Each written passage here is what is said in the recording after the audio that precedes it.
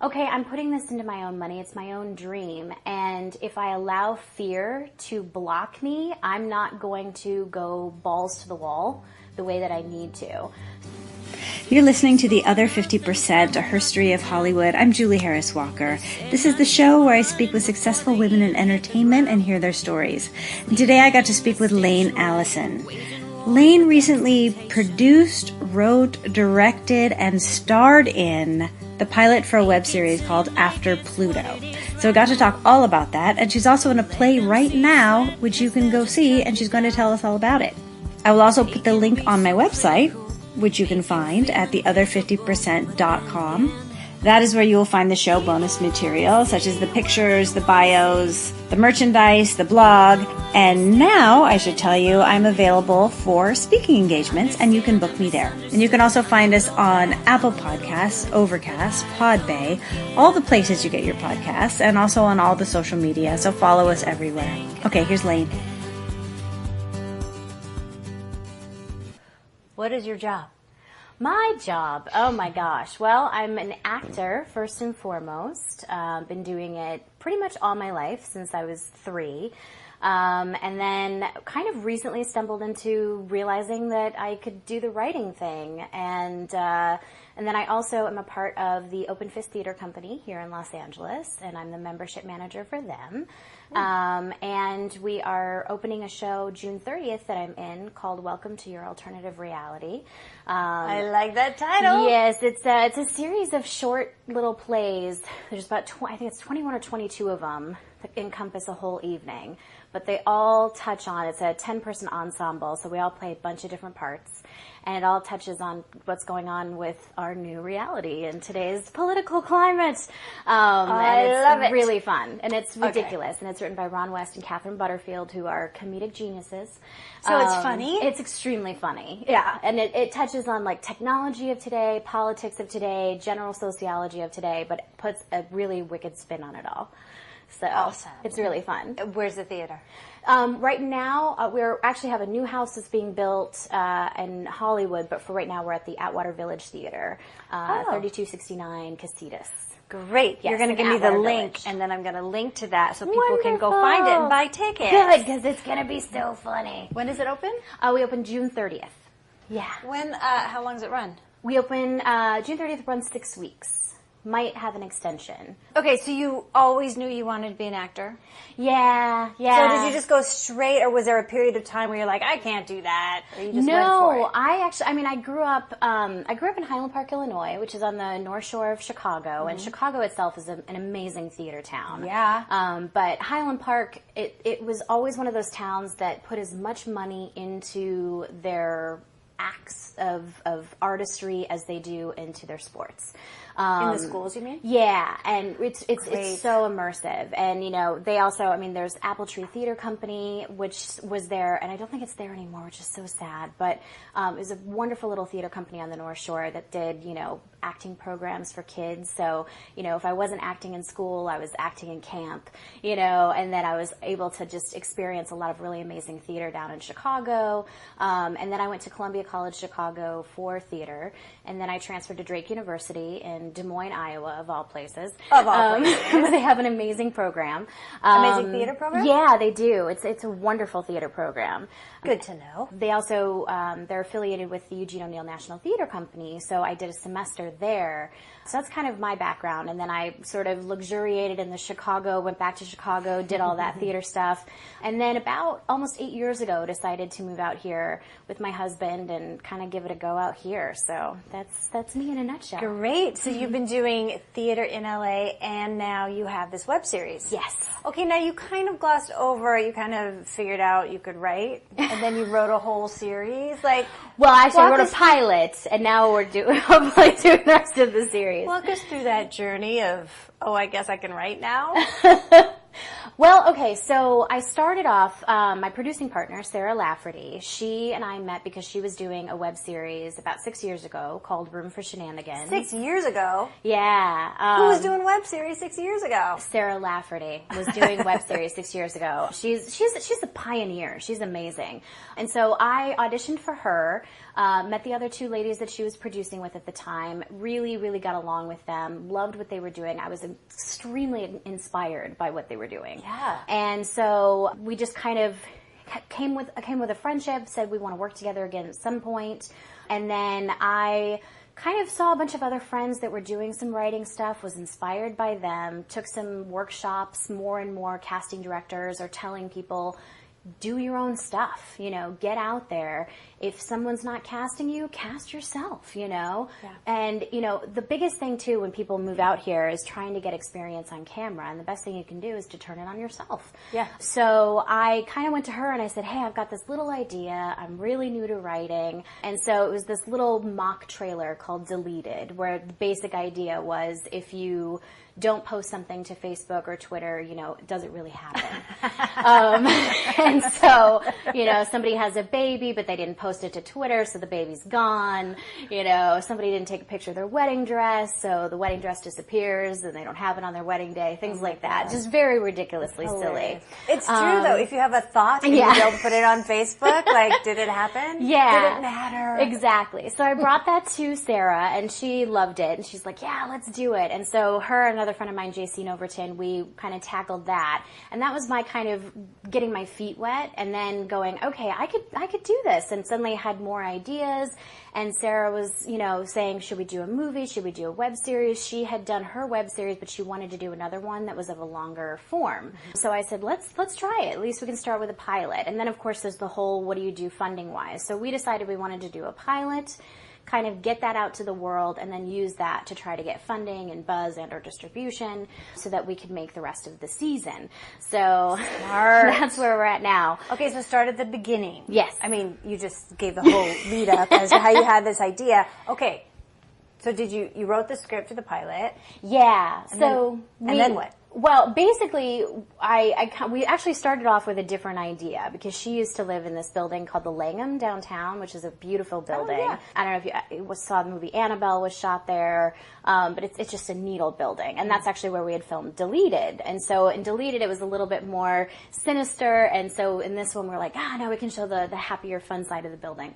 And then she got married and she moved, and so we were like looking at our script and realizing how much of it surrounded this apartment building.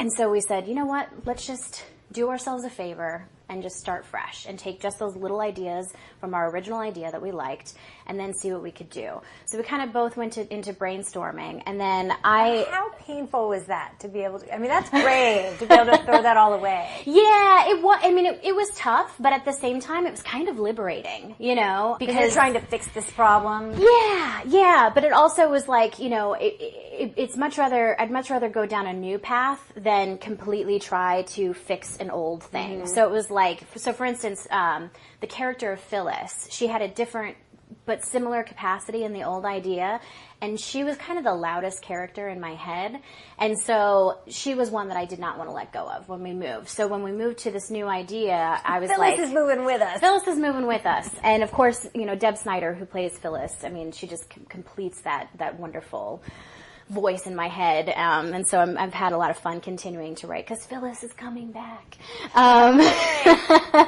But yeah, so we kind of decided, let's go with this new idea, and I was dealing with a bunch of kind of family drama at the time. My grandmother, who's no longer with us, was dealing with dementia and things like that, and I was out in LA. I couldn't be back there with her, but my heart was definitely there. So I started thinking a lot about, how a family deals with memory loss. And back when I was in college, probably the last time that I had kind of dabbled in writing, but then not really, carried through till now, I had written like a one-act play that kind of surrounded memory dealing with a younger person. And so I kind of thought, well, I don't necessarily want to do that idea because that was a different beast, but I thought, with my own personal dealings with my family and looking at how family deals with memory, what would happen if you were dealing with a younger person that was going through it? And then I have this weird happiness for Pluto. From my childhood, I just always loved it. It was my favorite planet, and I still believe that it is a planet. I know. Then it wasn't a planet. I know. Devastating. So I was thinking about how we were going to take Truman and the audience back and just give them just a point of reference to understand what 10 years ago was, like a benchmark. Like, for instance, if you're talking about 9/11, you kind of know where you were. When Kennedy was shot, I wasn't alive, but other people who were, they kind of know where they were. And so I was thinking about, what were the kind of big social, economic things and stuff that were happening in the world. And I kind of was like, oh, that was back when Pluto was downgraded. And even though that's not necessarily as big as a 9/11 or, an assassination, it's something, especially I think in my generation of people, really seem to have this touchstone. Yeah, this touchstone to like why. And because it kind of has this universal kind of question mark, well, if Pluto's not real, then what else is real, Yeah, and then look where we are. Exactly. Did we say the title of the pilot? Maybe not. It's called After Pluto. Which is why this will all make sense. And the reason it's called After Pluto is because Truman, the main character, has an accident, and when she wakes up from her accident, the last thing that she remembers is driving home and hearing on the radio that Pluto was being downgraded as a planet. So hence, for her, everything after Pluto is a blank slate. Wow. Yeah. So she doesn't remember. There are people in her life that she would have met, after 2006 that she would not know who they are. And one of those people just happens to include her current husband. So there's an entire relationship. And when you get into the pilot, you find out that these two are actually on the verge of a divorce. And so when this accident happens, it kind of, in a way, traps him because they can't get their divorce. Because when you are, at least in the state of California, if you want to enter into divorce, the person needs to be considered 100% capable of making decisions. And so with this memory loss situation, they're not entirely sure. So it kind of keeps him having to be around, but it also ends up being sort of something for an entire ensemble of family and friends to have to kind of deal with, not just her. So it was kind of something. She doesn't have the context of all the conflict, and right. Maybe she liked him 10 years ago. Right. Well, actually, they met 8 years ago, so she doesn't know him at all. Oh my goodness. Yeah. And so do they spend their time reminding her about how much she hates him? There will be some of that from certain people, and then others who will tell her, that there was good there. So there's going to be a lot for her to figure out. And then the other thing with her, so much that goes on in a person's 10-year frame, but she's a writer, and so she's had like a couple books that had success, but then she started this book series called the Addison Chase Chronicles that sort of kept, caught on like a Stephanie Meyer or J.K. Rowling kind of thing. And so the third book is supposed to be released soon, and the world is kind of waiting with bated breath. But has she written it? She hasn't written it yet. So where is it supposed to go? So that's going to be a big thing as the public starts finding out what's happened with their favorite author. It's going to be a little bit of like a, what? Like if you didn't know what was going to happen to Harry Potter, the world would freak out. Oh, for sure. So, yeah. If you didn't know if, Bella and Edward were going to get together, that would be crazy. Or if she was choosing Bella and Edward. Yeah. I always say that was 2,000 pages of foreplay. Indeed it was, but wonderful. I personally, I'm a twihard, I admit it. Oh, I couldn't put it down. It pissed me off, but I couldn't put it down. I am struck by how complex this female character is. Oh, that's wonderful. What a revolution. Thank you.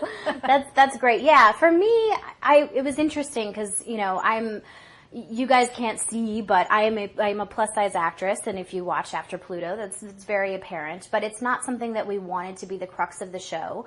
Mm-hmm. But we also just kind of, both Sarah and I, and especially Sarah, she's such a champion. Wait, and do you play Truman? I do play Truman, but it wasn't necessarily set for that when we first got into it. I knew that I wanted to be in it. She knew that she wanted to be in it, but we thought, let's get it written, and then we'll kind of decide where we want to go. Mm-hmm. And so the more that I was writing her, the more I felt like, gosh, it'd be so amazing to play this part? Is it right? I'm not sure.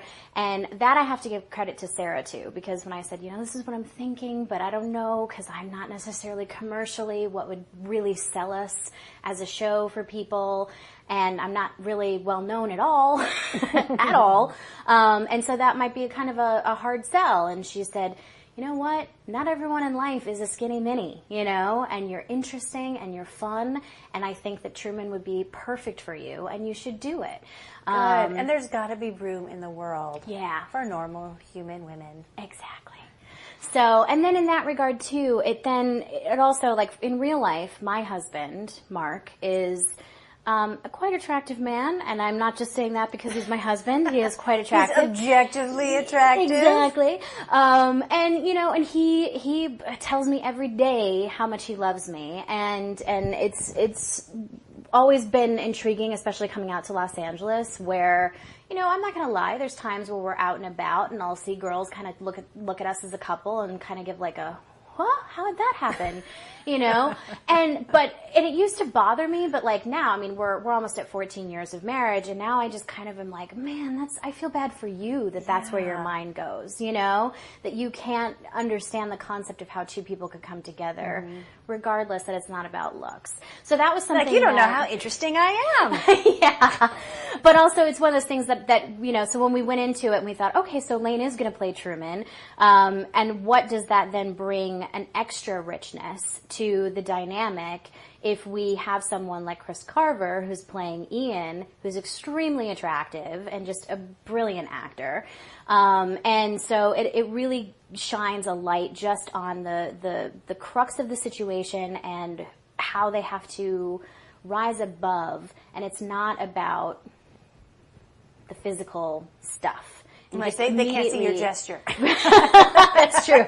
Sorry, I talk with my hands. If I didn't have my hands, I wouldn't be able to talk. That was a really good gesture. It's very descriptive. But it brings it so that you can see. I think it kind of takes the element out of trying to figure out how they got together. You just immediately go into like who these people are and the fact that they were together, and we move the story on from there. If that makes sense. It does. I'll sit on my hands. Where'd you meet your husband? We actually met at Drake University. I know it sounds crazy. I went to Drake University and I got my missus.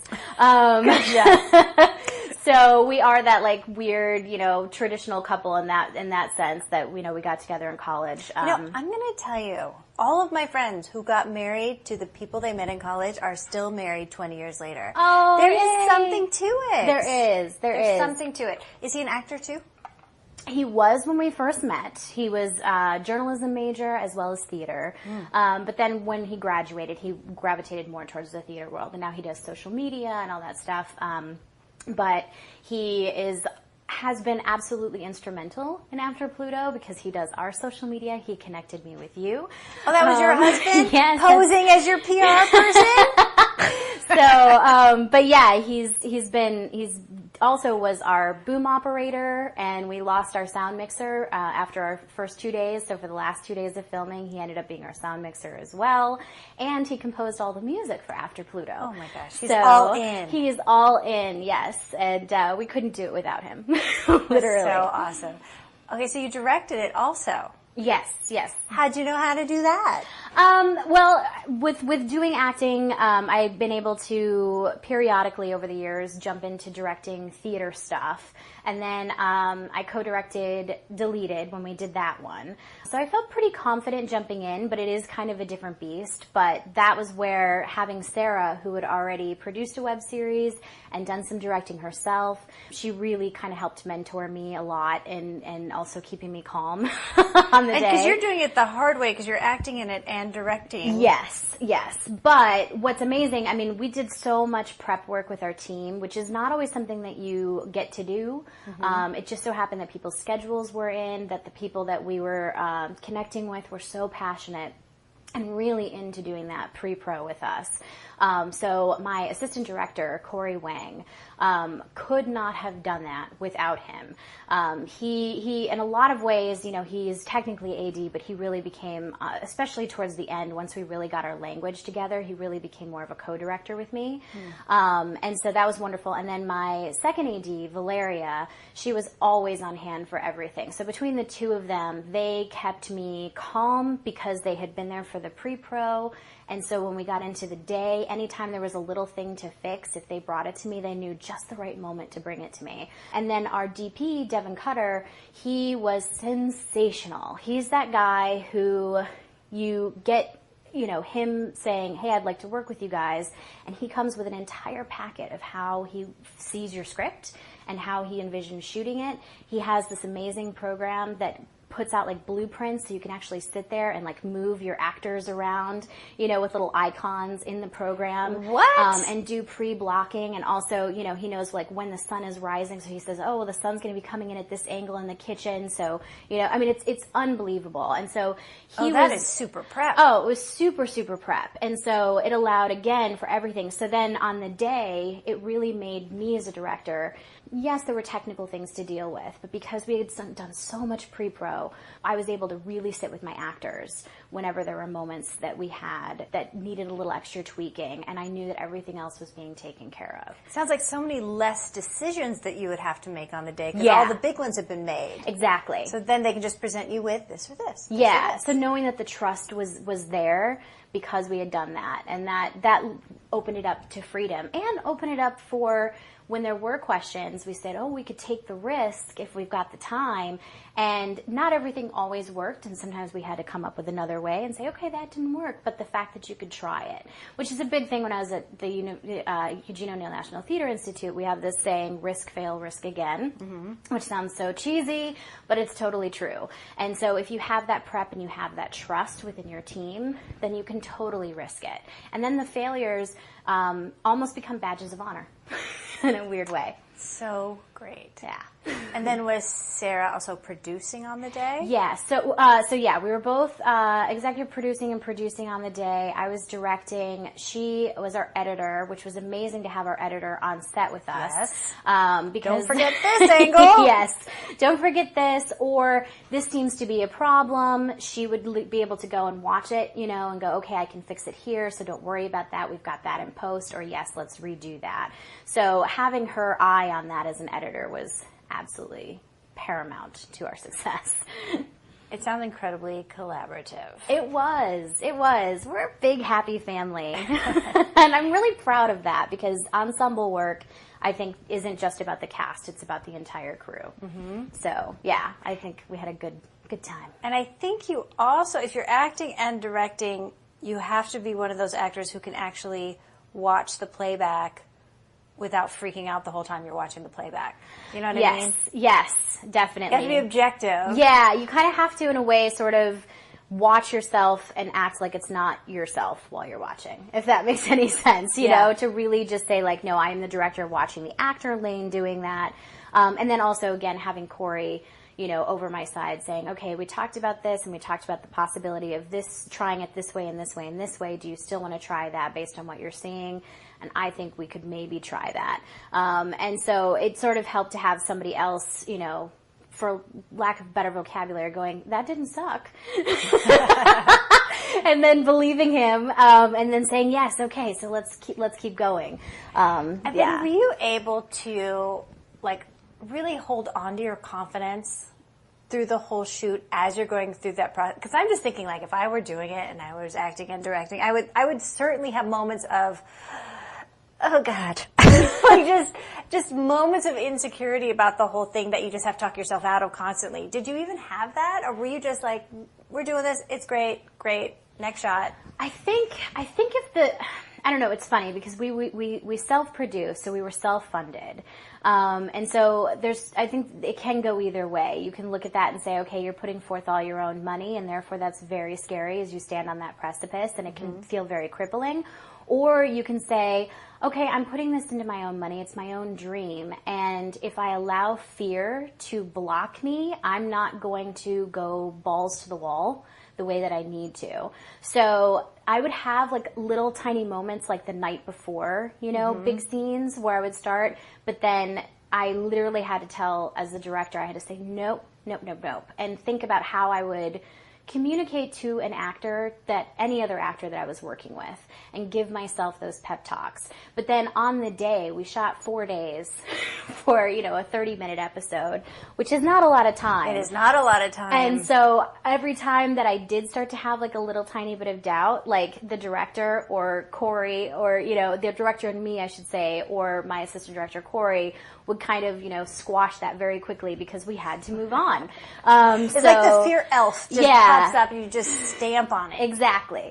So it was there. I'm not going to lie. It was definitely there, but it wasn't helpful. So, right. and the biggest thing with this too is that for me, everybody keeps, you know, I talk to my friends and family and other people in the industry and they're like, gosh, you know, that was such a crazy thing that you did. And do you feel like it was successful? And it sounds so cheesy to say, but the fact is that just the fact that we completed it, the fact that people are watching, everything after that is a bonus. Yeah. You know, it really is. So I really tried to keep that in mind when I was directing and when those moments of doubt would come in, is like, this is giant. This is something that, you know, you never thought you'd be doing.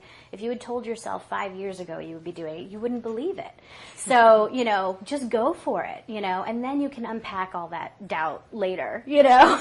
Would you go home and be like, oh, I would let it out at some point? I would, but after I got sleep. Yeah. Because first I'd just go home and crash, and then I'd wake up and go, what was that? What just happened? Now, do you also do voiceover work? I actually started to get into voiceover. I did my my commercial demo right before I moved out here. And then I tried to dabble in it, but the beast of trying to become, you know, an actor that, you know, does anything out here is hard. So I kind of shifted more into doing just the regular acting stuff.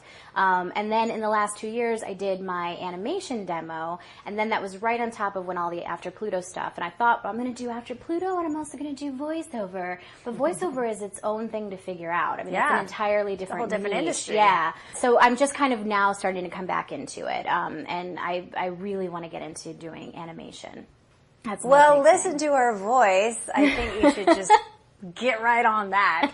Thank I know you. it's so hard to get in, right? But once you're in, you're in. Right. Yeah. But it's a big thing. Yeah. Do you do voiceover? I do not. Oh, you should.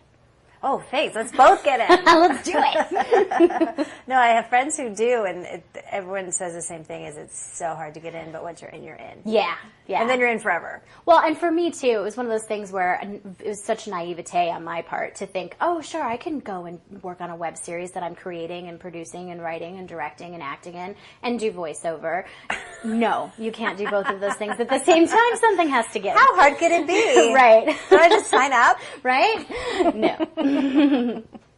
Let's talk about, because you're a couple women doing this. Yes. Let's talk about the state of women in the world. Oh, man. Or we'll narrow it down, the world of entertainment. Yeah. What do you make of it? Well, I think things are getting better. I do. I think this is an exciting time to be a woman in this industry. And I have to say it's an exciting time to be the age that I am. I mean, I'm a 38 going on 39-year-old woman. And so I am kind of in the middle of, you know, I work with millennials, but then I also work with women that are in their 40s, their 50s, and their 60s. And it's kind of a neat sort of middle position to be at, to sort of see the scope of the situation. Because you've got a lot of runway left. Yeah, indeed. But I think that as we're coming into this, I mean, if I was a little bit younger, I think it's an exciting time to be, you know, in that generation and learning all that. And certainly with some of the tech things that are coming out, you know, maybe I can get a little overwhelming. But I think for me, the confidence, going back to that confidence that I now have, that I'm able to go, okay, this is who I am as a person. This is the comfortability, the pocket that I can sit in and my confidence.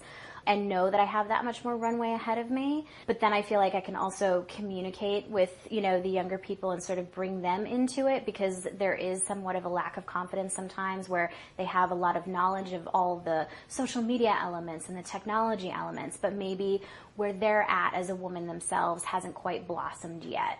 And so I kind of love that element. But then I love, you know, reaching out to older women too, who are right now feeling really frustrated. Working with Deb Snyder, she's an amazing woman, and she's actually just recently, I can announce, she's going to be one of our producers moving forward. Fantastic. But to look at the landscape of parts for women that finally we're starting to go, okay, we can cast women who are in their 50s, in their 60s, as the mothers, women, best friends, you know, any amount of profession, and have it be more realistic. I mean, the amount of times that you see someone who is 35 and who the person playing their mother is like 45. I mean, that's just, it's not possible. It's ridiculous. Yeah, it's absolutely ridiculous. And their husband is 70? Yeah.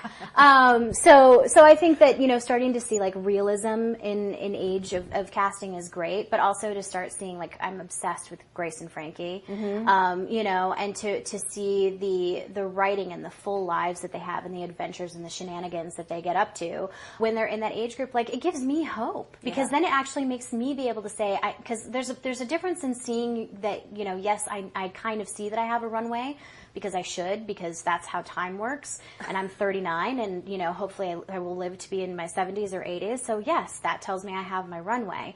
But then to actually start seeing it in the industry, you know, is a difference where you're like, okay, I've always known I wanted to be an actor my entire life. I'll play a corpse when I'm dead, you know?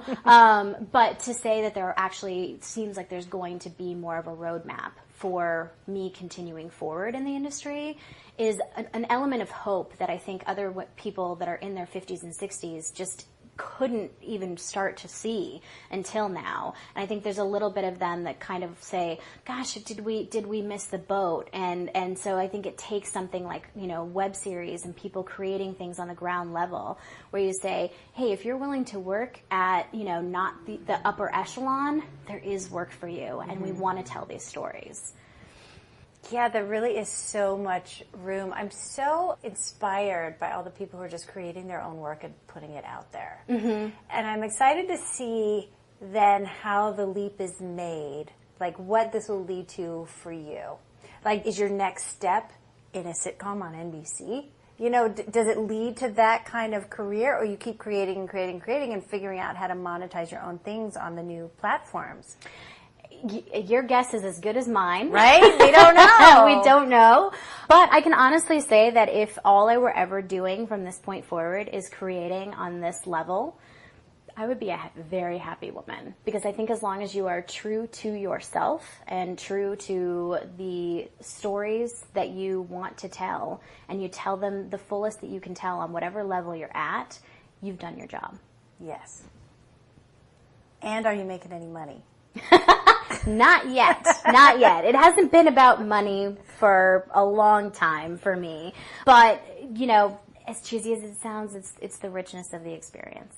You know? And that is all true. And I totally believe that. There is so something to be said. I also want everyone to make the money too. Oh, so absolutely. that you can continue forever. Yeah. But I mean, that said too, I think, you know, I mean, I have a few friends who have their own web series, and, you know, they're slowly but surely climbing, you know, and it is interesting to see some of my male friends who got hired right out of grad school for directing. And, you know, some of the women that I knew who had, you know, stronger stuff coming out of college and stronger projects that they've worked on, and yet they need 10 projects to prove that they can be hired at a higher level than the guy who did 1 or 2 small projects that nobody ever really saw. You know, the dichotomy is still very much there. That is real. Yeah, that it's very real. And but I mean, it is very slowly but surely closing. But it comes also from people like you who are putting out there and saying, hey guys, this is attention here. This is what you need to do. And having confidence in your own voice as a, you as a podcaster and saying, I have an opinion because I'm an amazing woman. I think this is where people should be doing and what they should be paying attention to. And so I'm going to do that. And so that is my pitch. Yeah. So, so all the more power to you as well. Oh, thanks. I just think the more it's talked about, because I have many theories about it. A piece of it is unconscious gender bias. Yeah. So the more we talk about it and make it transparent so that people, because there are some people, Ryan Murphy said, oh, I didn't realize. Now I realize, and now I fixed it. He just fixed it in a year. His last year was like 62% female directed on his shows. Yeah. Just by making the decision. The conscious choice. Yeah. And I think there's a lot of people out there who, when faced with the data and the idea and the reality of it all, will just fix it.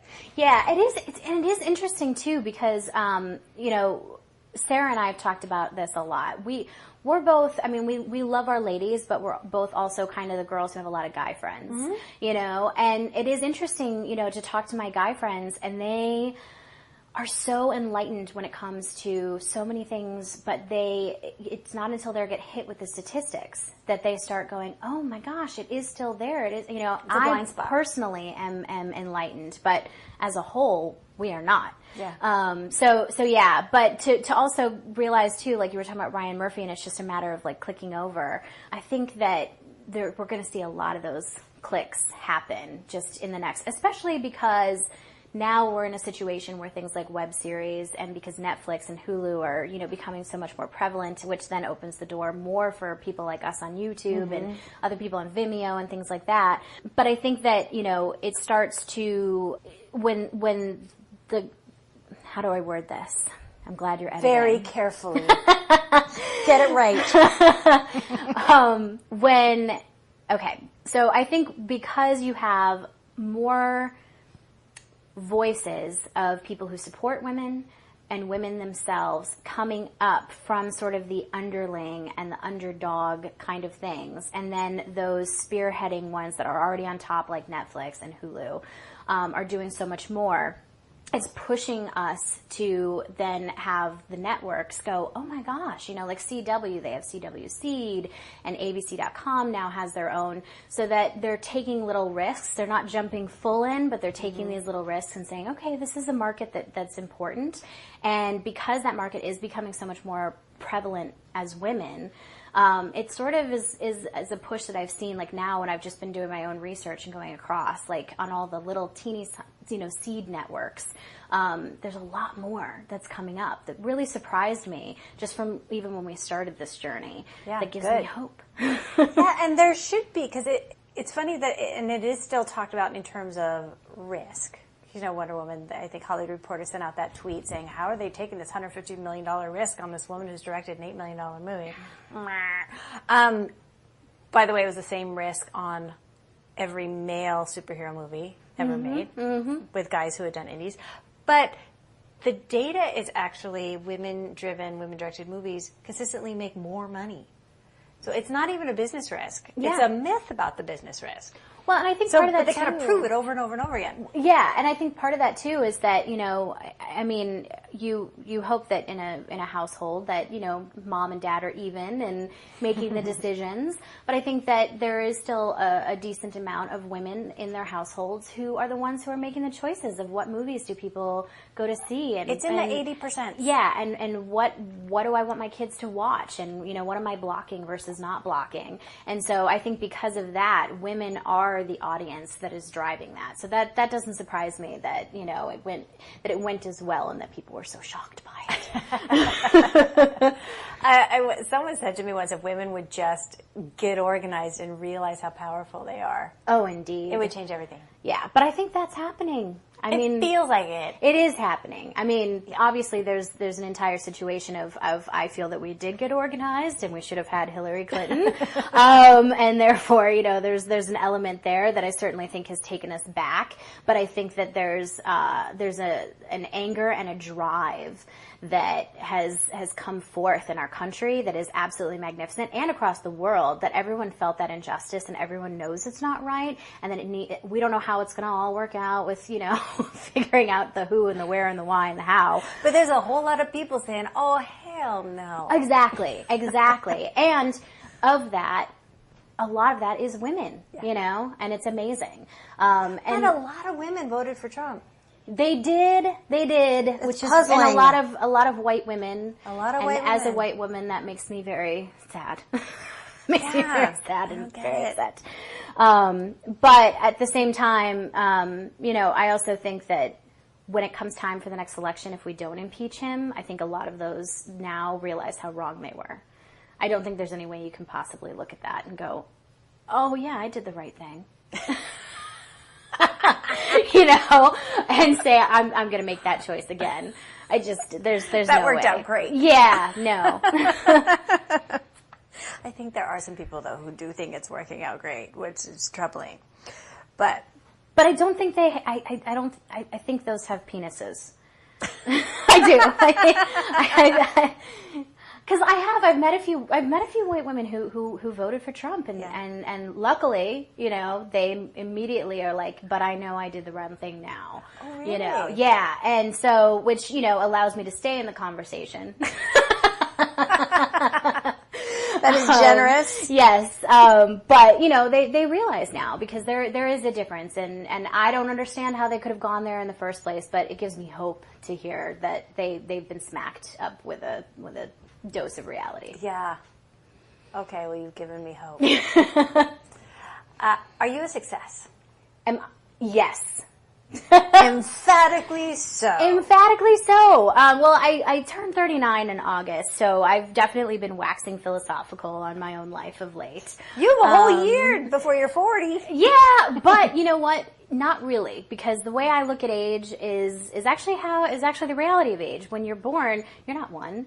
You're 1 month, 2 month, 3 month. So when I turn 39, I'm already starting to work on my 40th year. You're rounding up. So yeah, so that's kind of how I look at it. So like when I was 29 and I was getting ready to turn 30, I kind of felt like I had already turned 30, so I wasn't freaking out about it. So for me, this is my time to sort of start going, oh, okay. Here's 40. But because of that, and because of this last year of working on After Pluto, and just being completely immersed in my art and working with who I want to work with, on what I want to work it with how long I want to work on it, if that's not success, I don't know what is. Is there anything better? There isn't. Honestly. And I'm not getting paid. In fact, I'm losing money because I'm self-producing. But I am so happy. And then when you add to that I get to work with Sarah, who's a brilliant partner in crime, and then my husband wants to be involved and help and champion, it doesn't get more successful than that. That to me is a full life. So that is why I was emphatically yes. Good job. Are you a badass? Yeah. God, I sound egotistical today. No, you don't. You sound confident. But yeah, I think anybody who jumps into this, whether you want to create a 2-minute, one-time shot thing that you put, out on Facebook or out on YouTube, or you want to create a series or you want to create a movie, I think any time that you have the confidence to use your own voice to make art and then actually put it out to the world, that is pretty badass. It's extraordinary. So, in that regard, yes. Am I a badass, in terms of the world knowing who I am? No, I'm absolutely nobody. But at the same time, nobody has stories to tell still, Everybody has stories to tell. Exactly. Yeah. So yeah. So I'm a nobody, but I'm a badass nobody. Excellent. What advice do you have for young people just coming up? I say start finding your voice as soon as possible. And that doesn't mean that your voice won't change and grow, but start using it as soon as possible. And, I go back to that thing that I said about Eugene O'Neill National Theater Institute, risk, fail, risk again. The whole idea is that you use your voice, and if something doesn't come out exactly the way you wanted it, you're still better off than if you didn't do it at all. Because you still learned something, you still tried something, you still were able to go, ooh, this is why it didn't work, and now I'm ready for next time. So yeah, I think find your voice, and then the other thing is start building the community of people that you want to work with, and that means even if you don't want to get right away and be the person in charge, but you want to just, jump on and be a boom operator, or go to your friend and just say, hey, I'll read your script for you and give you some notes, whatever that is, find the people that you connect to that you feel safe with, because when you do go to find your voice and you do go to put it out there, having that net of people that support you because they like who you are and they like what you have to say, that's going to be everything for you. So find your tribe. Yeah, exactly. I like that. Find your tribe. Yeah. Okay, you in 2 minutes just said the whole TED Talk that I'm writing right now. That's why I started laughing. I was like, oh my God, you just said the two things in my Thank you for the confirmation. Well, yeah. I mean, I wish somebody had told me when I was younger. Yes. I really do. I wish somebody had told me when I was younger. I wish that, I had felt as confident. And the thing is, the close people in my life, my mom, she was always telling me, she was always giving me confidence. But it's amazing how much that outside scope can still block you. So I wish that was happening more back when I was younger. But now that it is, and I'm full bore with it, it's like there's no end in sight. It's just every little amount of being able to move forward, it's like giving you 5 steps forward. Yes. It's funny what you say about your mom, because of course you don't listen to it when it's your mom. Like, it gets in the tape that's in your head somehow. Because my kids will say to me, oh, you have to say that to me, you're my mom. Mm-hmm. Like, every single time. I'm like, no, seriously, objectively, yeah, that was great. Like, whatever, Mom. Oh, well, I would be nothing, though, without my mother. I mean, she was that woman who saw that, I mean, it was interesting. Just talking about, like, parents and knowing, the time that you give your kids and stuff. I went through something called transitional first grade. So I went to kindergarten, and then there was this new program basically for kids where they were like, they don't necessarily, it's a way to let kids be kids, and have, learning that starts more with arts and things like that, and just trying to find other approaches than the typical tradition, So I ended up, so basically what that meant was it was a first grade program that was a 2-year program. And so kind of that sort of thing, I wish there was more of that starting to happen in schools where the learning approach isn't always attacked the same way. Yeah. And I think that would then start to give everyone, not just women, but everyone a little bit more of a voice, because the one thing is, if you trap yourself into one way of doing something and it doesn't work, then it's really hard to jump back in the game. But if you are given the opportunity to try something in a myriad of ways, you'll ultimately will find the one that works best for you. So I was very lucky, at least in that kind of very, very early on. My mom was always about trying to give me multiple ways to look at things. And so, I did listen to her. Don't get me wrong. I did totally listen to her in my life. Say you didn't listen to your mom. But at the same time, I think it was easier to listen to her when I was in her house. And then once I left and I, was, becoming my own person, I would definitely have her as a cheerleader in my head for sure. But I let the outside world in too much. And so I think, I'm back to blocking that out and sort of going back to some of those things that my mom told me when I was very little that are universal, and go, gosh, she was right all along. Why didn't I? What do you think got you there? Because I think it's a very typically female thing to do, is to have that period of time where you are so influenced by outside people and you lose your confidence a little bit. What helped you find your voice again? I think taking the risk to move to LA definitely helped, because you just sort of, you're in that place where you say yes to as many things as you can. Mm-hmm. And so when you kind of open yourself up to a world of yes and not, it's different than going to a place of no. And I think that was the biggest thing for me, is that I had gotten to a real place of no. If it's a no, I'm not going to, And now it's like yes, and if a no happens within it, there's going to be another way around it. So I don't know if that answered your question. Kind of,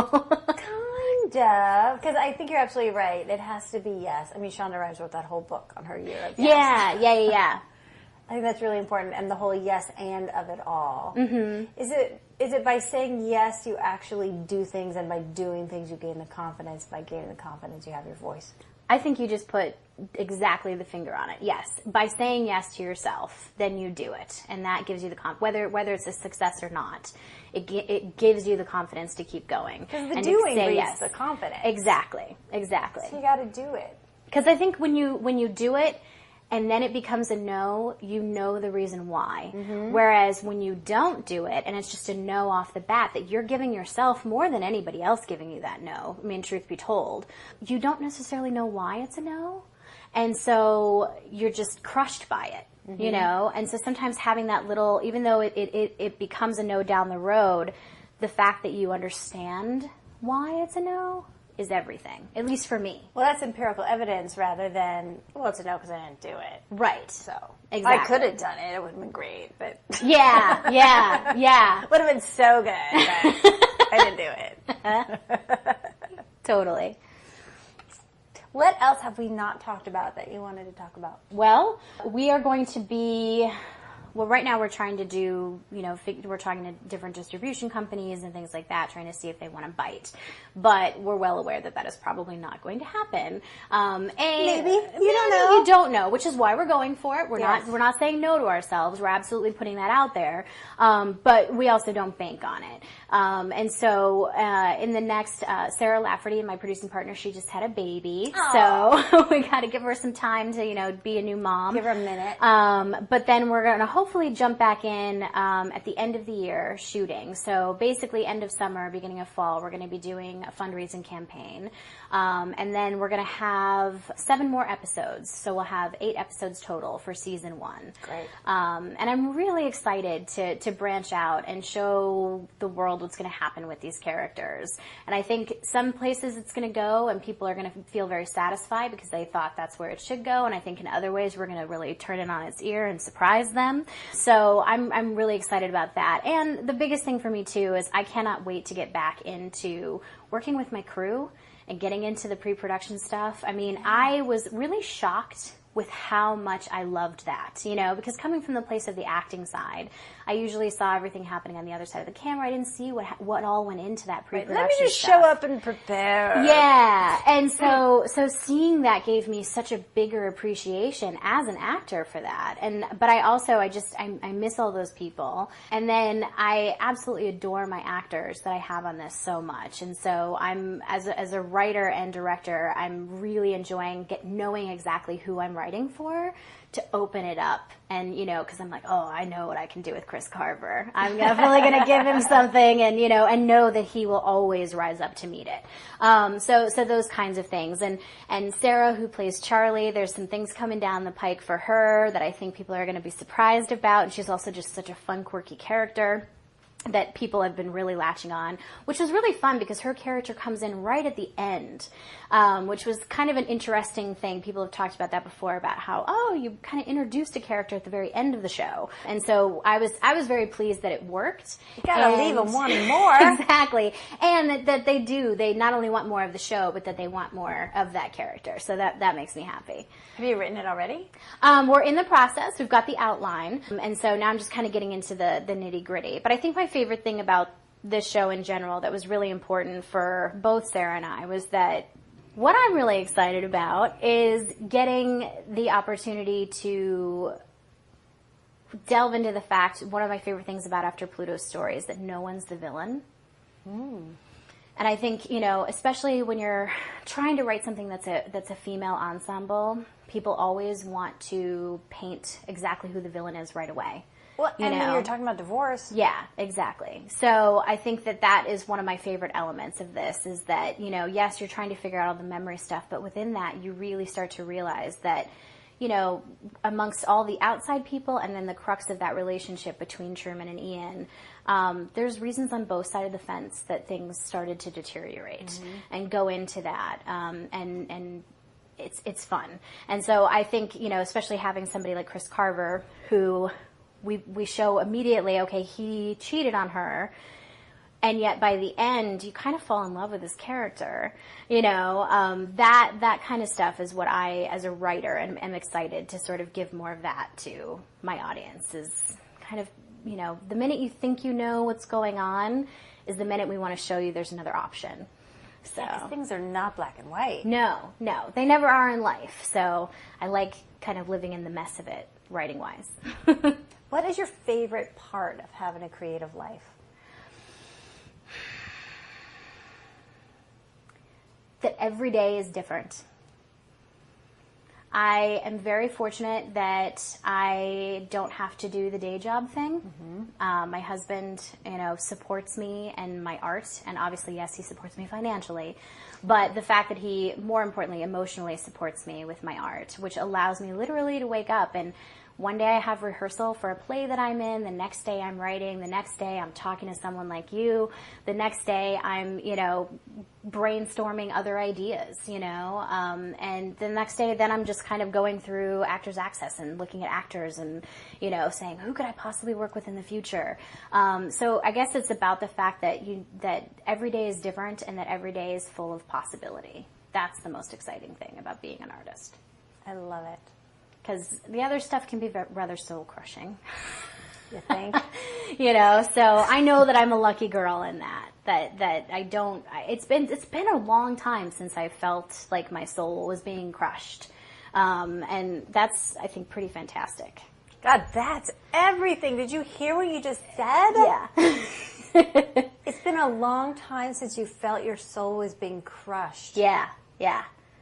So there are 100 people driving to work right now in the car listening to that going, it's been 5 minutes since I felt my soul was being crushed. Yeah. And so that, for me, as an artist, and I think also, again, just, I'd say in the last 4 years, not putting benchmarks out for myself anymore, not saying this is where I have to be in 5 years, this is where I'd like to be today, is a giant, giant switch of why that works.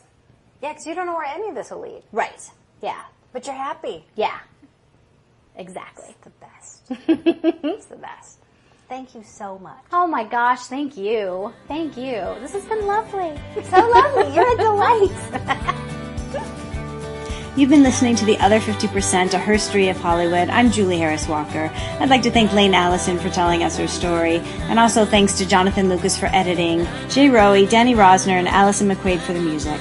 You can find us at theother50%.com, all spelled out, for added bonuses, features, pictures, blog, the merchandise, and also follow us on all the social platforms, Facebook, Instagram, Twitter, all the places. Thanks for listening. See you next time. So often. Oh my God, I just totally burped. Oh my God. That was all over that. I didn't even hear it, but we'll see how We'll see how that turned out. We'll fix it in post. But I'm very, Do you want to start the sentence yes. over? Take 2.